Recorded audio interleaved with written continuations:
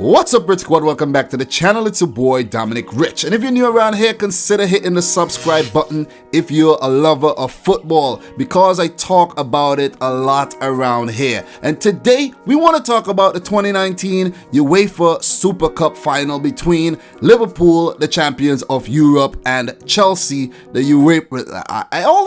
Why every time I have to say Europa League I mess it up?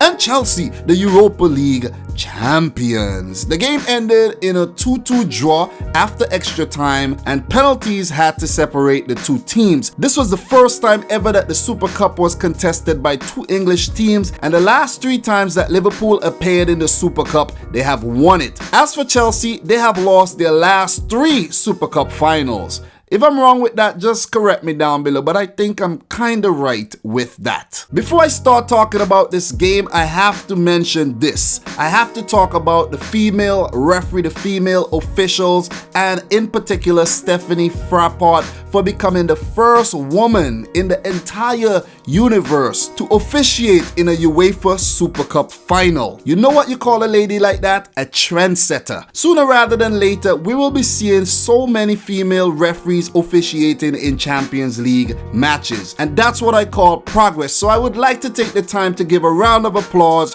to all the female officials that handled the match, and they did such a very good job, along with the help of VAR, which was used quite a bit in the game. But all in all, it was a solid performance by the match referees. For Liverpool, they're coming off of a very convincing win against Norwich City in the opening fixture of the 2019-20 English Premier League. As for Chelsea though, they're coming off of an embarrassing 4-0 loss to Man United, as Frank Lampard started his managerial career at Chelsea on a low. So let's talk about the lineups for both teams, and as I do this, I will let you know how I think each player performed in the game. As for Liverpool, Jurgen Klopp plays a 4-3-3 formation. In goal, he had Adrian standing in for the injured Alisson, who is out for 5 to 8 weeks. So it will be a very tricky period for Liverpool, and it almost proved to be just that today.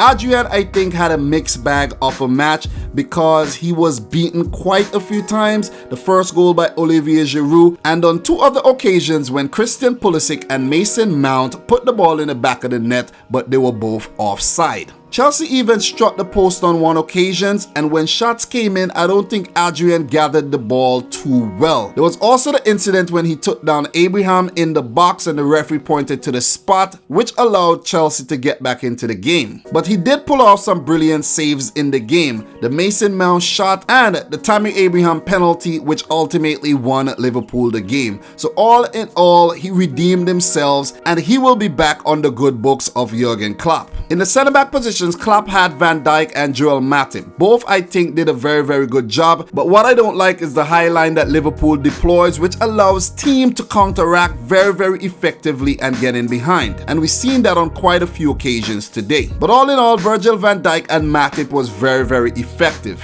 Not at their best, but still effective. At left back, Andy Robertson. I think Robertson had somewhat of an off day. He looked kinda tired, to be honest, hence the reason why he went off for Trent Alexander-Arnold. At right back, Joe Gomez. I think he is a better defender than Trent Alexander-Arnold, but it means that Liverpool also sacrificed the firepower going forward, which Trent Alexander-Arnold always brings to the table. In the middle of the field, Fabinho, Henderson, and Milner. Out of the 3, I think Fabinho had the best game, even involved in that build-up play to that equalizing goal. But I think when Milner and Henderson plays at the same time, it is very difficult for Liverpool to create chances. You have Fabinho, Henderson, and Milner. None of these players are known for their creativity. They are more known for being industrious and for their high work rate. Further ahead, Klopp deployed Oxlade-Chamberlain, Salah, and Sadio Mane. Oxlade-Chamberlain, I think, had a poor game. He was hardly involved and he was substituted at halftime. Coming in for him was Roberto Firmino, who did such a great job and he changed the game immediately.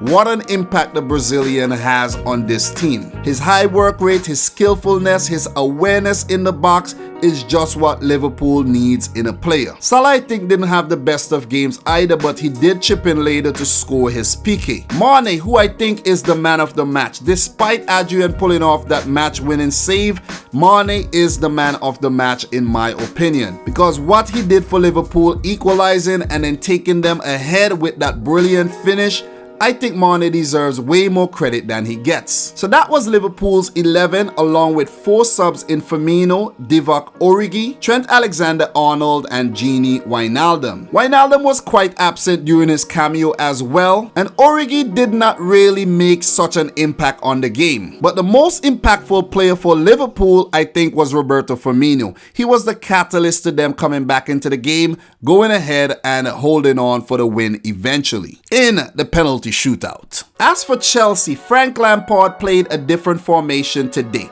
He played a 4-3-3 formation as well. That was a change from a 4-2-3-1 formation he deployed in the loss against Man United. And despite him coming out on the losing end in this game, it was a positive. So maybe Lampard should consider playing a 4-3-3 instead of a 4-2-3-1 in the future. In goal, he had Kepa Arrizabalaga, who did a very good job today despite not saving those penalties. I could recall him pulling off that huge save against Virgil van Dijk, Mohamed Salah, and a few more other occasions. He was very solid in goal. No wonder he is their record signing. Like, come on, like, you have to perform well if they paid so much money for you. But all in all, he had a great game. Much better than the one against Man United. He was quite assertive, he was good in his decision making, his reflexes was on point, and he looks like a man who knows exactly what he's doing. At right back, the captain Cesar Azpilicueta. We know he is a very hard worker, and he had a solid game today. His presence was actually more apparent than it was versus Man United. Both Kurt Zouma and Andreas Christensen had solid games as well. I won't blame any of these two centre-halves for the goals that Chelsea conceded today. At left back, Emerson, who I think had a great game once again. This kid is very talented, and he is one to watch for the future. No wonder he is keeping Marcos Alonso out of the 11. Not that a lot of people rate Alonso, but you know what I'm saying. Jorginho and Kovacic had solid games today. I think they were much better than they were against Man United, and the man that transformed this Chelsea team, it has to be N'Golo Kante. Oh my God, guys, his presence was felt, it was tangible. The way Kante just won the ball back, his movement, his dribbling, his passing, this man is the reason why Chelsea even got all the way to the penalty shootout, in my opinion. If Kante wasn't in the team, I think Liverpool would have scored a lot more goals. So shout out to the world's best ball winner, N'Golo Kante. Further ahead of those three, Christian Pulisic got his first official start for Chelsea, and Captain America was amazing. When I tell you amazing, he was very good. He picked up his first assist as well, providing the pass for the opening goal that Olivier Giroud scored, and he even got in behind the Liverpool defense and put it past Adrian, but he was deemed to be in an offside position and the goal was overturned. As for Pedro, man, oh my God, Pedro had such a brilliant game. He looks like the Pedro from the days when he was at Barcelona. And as for Olivier Giroud, he is trying to prove to Frank Lampard that he is the man for the center forward job. That was a very good goal set up by Christian Pulisic. Off the bench, Tammy Abraham. I think he had a very good game up until the penalty. And then Mason Mount, oh my God, he tormented this Liverpool team. This kid is one to watch for the future as well. I don't think he should have started against Man United. I think Pulisic is the starter. But Mount coming off the bench, man, with his energy, his pace, his skillfulness, I think he will be a threat for teams in the future. Then Fiyako Tomori, who was on loan at Derby County with Frank Lampard last season, got a run out. And the former Evertonian Ross Barkley, who took part in many Merseyside derbies, got a run out today at his former rivals. Well, Liverpool is still his rival, but you guys know exactly what I'm saying. But it was a much improved performance by this Chelsea team, and Frank Lampard has to keep his head up high, and going forward, he has to continue being this decisive. Like against Man United, I don't think he was decisive enough. A lot of people are saying that his 11 was structured around the Super Cup game, but I don't agree with that. I just think he went in with a team that he think he should be playing, and that represents his vision for Chelsea this season,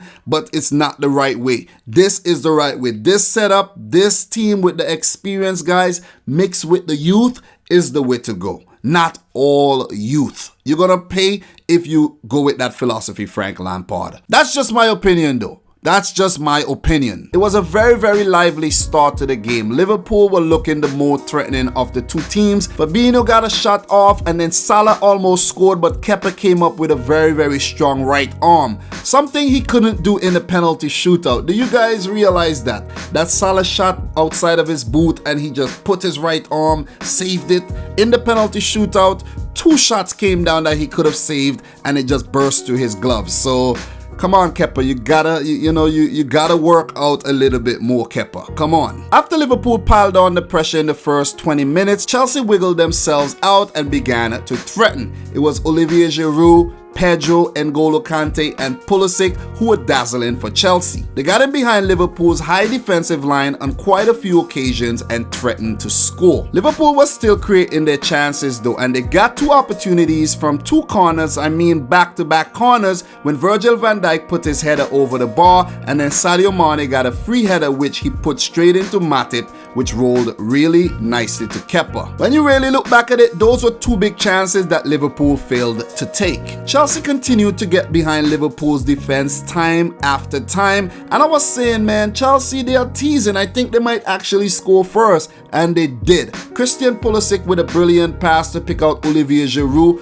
who was left open. Where was Joe Gomez? You see, the thing is, Joe Gomez and Trent Alexander-Arnold have the knack of vacating their positions. You know, every time they're playing right back, they tend to be somewhere else. And Giroud was in the exact position. He was unmarked, and he just did the rest, put it past Adrian, who I think was beaten too easily on that occasion. Chelsea continued to impress, and in the 48th minute, Pulisic got in behind and scored, but the referee had to call upon VAR, and it was deemed to be no goal because Pulisic was offside. So at halftime, it was 1-0 in favor of Chelsea, and we were treated with some really, really good football. But I actually knew Liverpool were going to come back into this game. At the beginning of the second half, Jurgen Klopp made his first change, took off Oxlade-Chamberlain and brought on Firmino, who was the catalyst that kick-started Liverpool's comeback, and eventually they would go ahead and the game will go to penalties. But it was Firmino that started that. You gotta give him credit, man. The man played well. Almost immediately, his effect was felt. Fabinho found his fellow Brazilian Firmino with a really nice lobbed ball over the Chelsea defense. He took it down nicely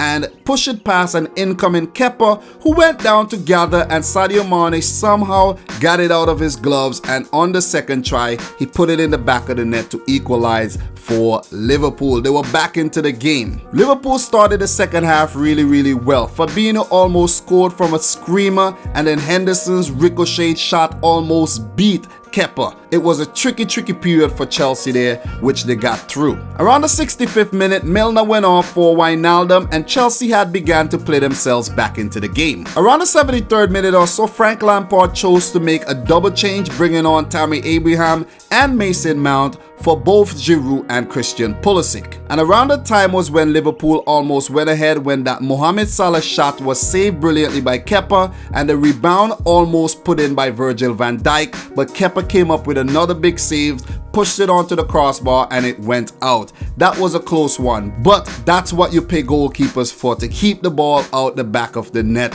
Liverpool almost went ahead, and I think if they went ahead, they would have deserved the lead because they played much better in the second half. But Chelsea, man, I think they held their own, and for the remainder of the second half, I think they were the better team. Mount even got in behind, put one past Adrian. It could have been game over for Liverpool if it wasn't for VAR, which they had to refer to once again. But I think Stephanie Frappart and her ladies on the lines did a very, very good job in the game. At the end of regular regular time, the game was tied 1-1, and both teams would have rather not gone to extra time. Chelsea had just played on Sunday, had only 2 days rest. Liverpool played Friday, but still they have weekend fixtures coming up, so they did not want to play an extra half an hour, but they had to do it anyway. Sadio Mane put Liverpool ahead early in the first half of extra time when he was brilliantly set up by Firmino after the two players were linking up with a 1-2.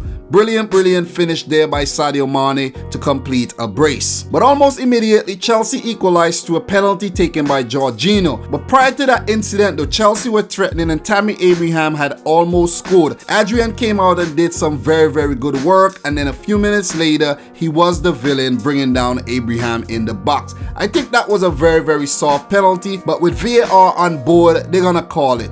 But I think that was actually bad decision making by Adrian. He did not need to step out and do anything with that play. He should have stood his ground, stayed in the goal, and let the defenders do their job. So that's bad decision making by Adrian.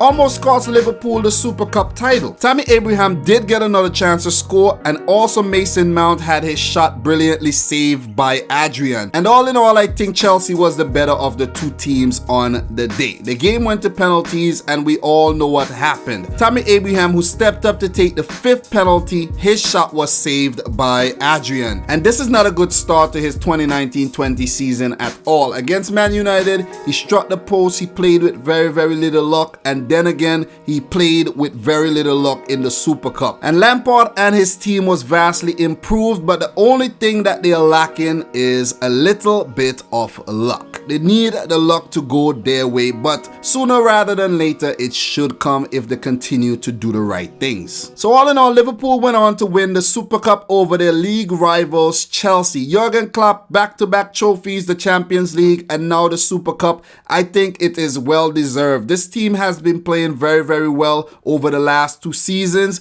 and these 2 trophies are testament of that. As for Chelsea though, do they deserve to win it? I think they should have won it, but guys, it just did not go their way, which means it wasn't meant to be. So Chelsea now has to focus on the weekend fixture against Leicester City, I think, and then Liverpool plays Southampton. It's a very tricky period for Frank Lampard and his boys, but I think they were vastly improved from the Man United match. Mason Mount, N'Golo Kante, Olivier Giroud, Pedro, I think were the best players on the day for Chelsea. As for Liverpool, I think it was quite a subpar performance with the exceptions of Virgil van Dijk and Sadio Mane. They need to defend a lot better. I think they're letting teams get in behind a bit too often. Look at what Norwich did. They got in behind a lot, got a lot of shots off, and Chelsea once again. Is this the Liverpool defense that got 97 points last season in the Premier League, only conceding 20-something goals? It does not seem like it. Definitely doesn't. They have already conceded 3 goals in 2 matches so far. And if you count the Community Shield, you could say 4. So this Liverpool defense does not look as solid as it did last year. And with Alisson injured, man, it could only get worse. But keep your fingers crossed, Liverpool fans. Adrian might be the hero in the upcoming fixtures. So guys, I'm your boy Dominic Rich. I made a video reacting to the penalty shootout, so go check that out. This is my in-depth analysis. I know the video is long and all, so if you got to the end and you're new, consider hitting the subscribe button. Don't forget to smash the thumbs up button, and in the comment section down below, let me know if I forget any major talking points. I may have forgot to talk about a few things here and there, but I think I covered quite a lot of stuff though. So guys, I'm your boy Dominic Rich. I said that already, and until next time, my next video, it's been a long ass day. I like to say peace out, Rich Squad. Thank you very much for 27,000 subscribers as well. Really appreciate it. Definitely.